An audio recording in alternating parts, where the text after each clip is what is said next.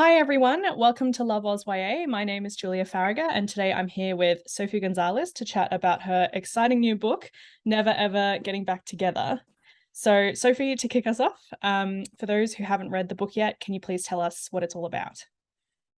So Never Ever Getting Back Together is about a 18-year-old girl whose cheating ex-boyfriend becomes famous, and he goes on a reality TV show where he has to redate all of his exes to find the one that got away. She agrees to go on this reality TV show in the hopes that she can make it to the end and break his heart on TV. However, to do so, she has to team up with the girl that he cheated on her with. It's Oh. epic. I love the premise. It's so exciting. So obviously, as this is a romance novel, relationships are really at the heart of the book. So how did you craft all of the complex and interesting relationships that make up the story? Yeah, I mean, whenever I am creating characters for a romance, I'm always thinking about what the characters see in each other and what they bring out in each other. I don't want to give too many spoilers, of course, but when I'm putting two people together, I'm thinking, okay, so if this is this character's flaws, what is it about this other character that's going to help them on the journey to becoming the person that they want to be, and vice versa. So I'm always doing that, but then, as always, when you're writing, the characters develop, and as they develop, you kind of get to know the characters around them, and as new traits come out in one character, you'll often see new traits coming out in a different character.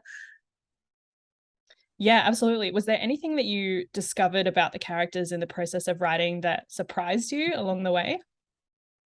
Yeah. I think so there's a plot line for Maya, where she is thinking about college, and she's got a lot of insecurities about being judged for her intelligence and being judged for her choices, and that comes from her mum and also her ex-boyfriend. And that wasn't in the original draft. In the original draft, I can't even remember what it was now, but she had a completely different conflict. And then as I got to know her, I realized that there was this kind of deep rooted insecurity there about not being good enough and where that insecurity came from. So a big part of her journey from that realization became about not needing to prove herself anymore and to stop worrying about what other people think, because that's kind of like a big part of her. Even the premise is, she cannot get over this ex-boyfriend because he not only broke her heart, but he told lies about her to everyone. So he trashed her name. Even 2 years later, when she meets people, they still have this idea of her from that they've heard from elsewhere. And she's obsessed with that. She wants to correct the record. She wants to decide what it is people think about her. So when I had this realization about college, those two different things suddenly made sense in a way that they didn't before. Yeah, that's so interesting because that feels like such a natural part of the book. So yeah, it's really interesting to hear that that wasn't there from the beginning, but and to hear how it evolved. So obviously, one of the most exciting things about this book, I think, is the setting. When I first heard that this was the next book that you were writing, I was so excited to hear that it was a reality TV story. I feel like it always creates so much drama and conflict and makes for a really great story. But I would love to hear from you. Why did you choose to tell this story in a reality TV setting? Well, originally the story kind of came from a very, very different place. I wanted to do a sapphic rom-com that kind of evolved around a YouTube contest, where these like two, I know it's very different, these like singers had to, like, YouTube singers or whatever platform would be similar to that, enter a contest run by like this really big YouTube star, male YouTube star, and then they realize that if they team up, they can combine their viewers and get more votes, even though they can't stand each other. And then they would realize that this big YouTube star is actually a horrible person. And you can see like the similar Yeah. basis. When I spoke to my editor about it, she had always been really looking for a reality TV concept. And she's like, look, I like what you've got, but is there any way that we can kind of make it about reality TV. And I think it's one of those things that's maybe a little bit more controversial in the YA space, but personally, like, I am, this might be an unpopular opinion, but I'm a kind of person who's like, once you set the premise, I'm more interested in the journey. So I'm like, yeah, like, I don't need everything to be completely grounded in reality. Like, I will happily, some of my favorite books are ones where they'll just kind of have like a fantastical element, or there'll be like a really obviously satirical element in there. So I find that sometimes that can be a lot more fun to write than like straight contemporary, because you can just do more and have more fun, and it doesn't have to be something that would necessarily happen exactly like this in real life. And reality TV is like a kind of fantastical setting to begin with. There was a lot to explore and poke fun at there.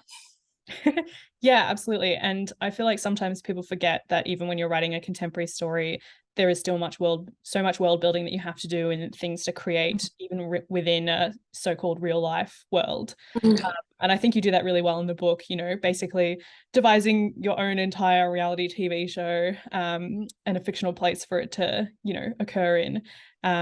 So yeah, I feel like it really brings the book together in a great way, that sort of made up but real seeming thing in a real life story. So Thank you.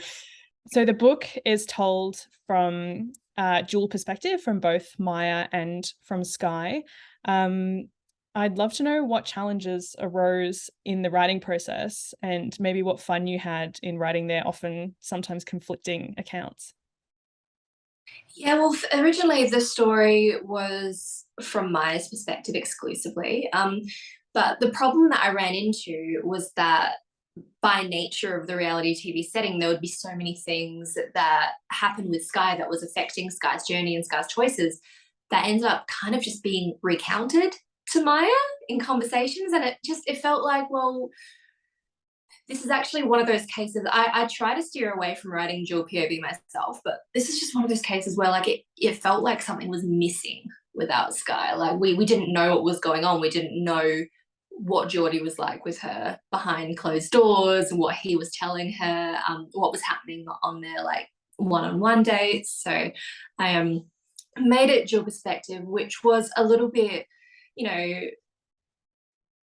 because that wasn't what I was intending on doing. I had to take a step back and think about like, okay, so it changes things when you're writing from a character's perspective, because you have to explore their history, their voice and everything in a very different way than if you're filtering everything through one character's perspective. And there's just very different things that you'll know about someone who you're getting to know and courting, versus if you're actually reading through the point of view of someone, if that makes sense. So that was tricky, but I think once I got the hang of it and really got to know who Sky was, I had a lot of fun with her. And yeah, Sky's a lot more like me, and Maya's like not like me at all. So it was quite fun having to like jump into these different voices, different perspectives, different ways of thinking, going between the two. Yeah, and I feel like their voices do come across as very distinct, and they are very different characters, which makes it fun to switch between the two, reading their different stories as well. Thank you. I actually have, they've got like a little document that they've got their own set of words that they each use.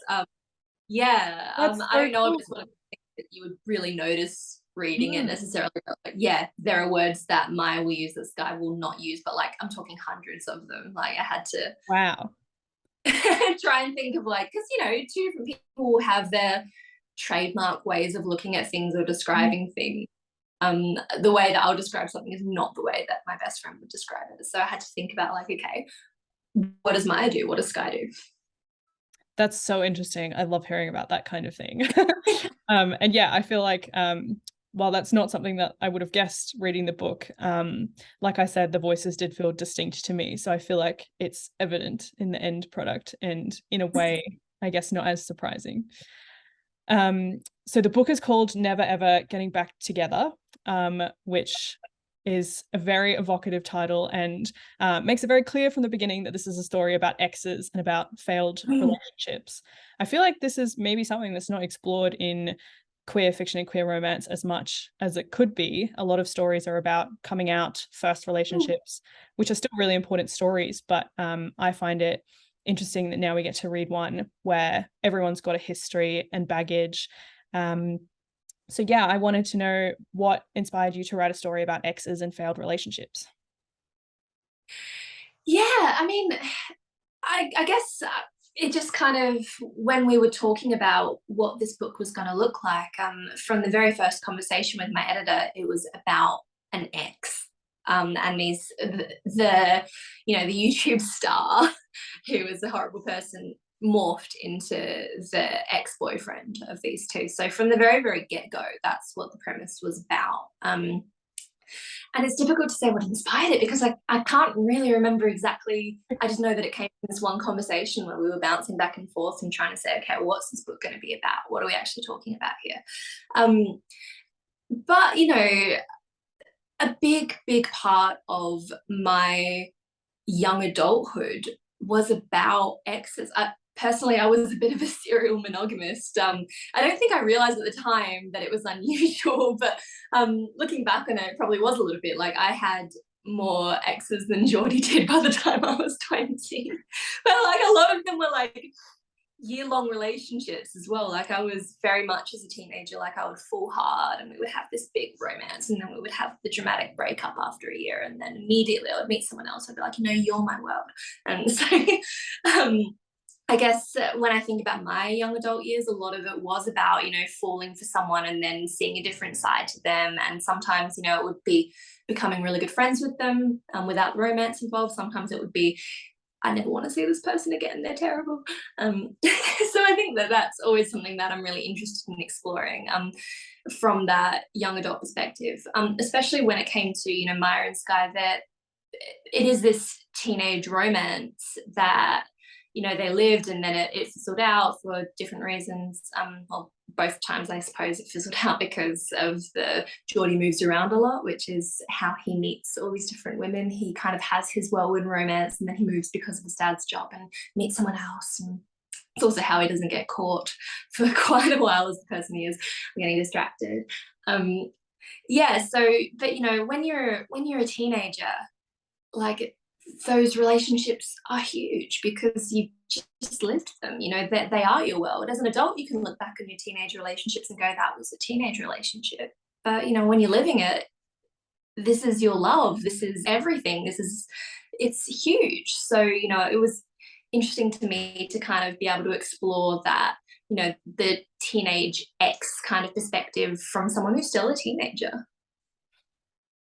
Yeah, and I think what you say is really true about teenage relationships being so big, and at least feeling so big when you are a teenager, or even when you're 18, like Maya, maybe just coming to the end of your teenage or high school years. Yeah, they still feel really massive. And but yeah, that's really interesting to hear that that was a big part of your teenage experience, and that's why it inspired the book. Yes. So my final question is, do you have any advice for aspiring young writers? I think the best advice that I can give is to write without pursuing publishing for a while. When you are pursuing publishing, writing becomes about writing for someone else. Even though we talk about writing for yourself, realistically, you have to be considering things like the market, considering what other people would like, what other people want to read. And before you get there, I want you to find out what you want to write. And sometimes the most fun thing that you could possibly write is just something that will never be seen by anyone else. I do that quite a bit myself. Where I just go like as indulgent as I want. I don't even have to consider whether this is an embarrassing line or an embarrassing scene or anything, because I'm like, it's just for me. And that for me is where, not only where you get the passion and the fun from, which is so important if you're going to be doing this as a career, because with the career comes some downsides, and you need to be really, really certain that you love the upsides before you pursue that.